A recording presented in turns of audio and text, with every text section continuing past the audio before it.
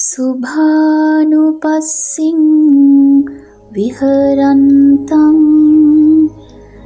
ඉන්ද්‍රියේසු අසංවුතං භෝජනම් හි අමතඤ්ඤුං කුසීතං හීන වීර්යං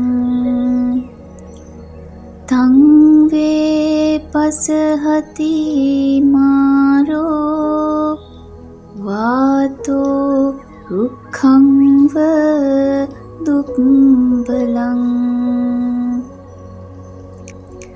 තමාව ඇවිස්සෙන විදිහට අරමුණු සුභ වශයෙන්ම බලබලා ඉන්නට ගියොත් ඇස්කන් ආදී ඉන්ද්‍රයන් අසංවර කරගත්තොත් දන් වැළඳීමේ අර්ථය පවා දන්නේ නැත්නම් ඔහු කුසීත වූ හීන වීරිය ඇති කෙනෙක්.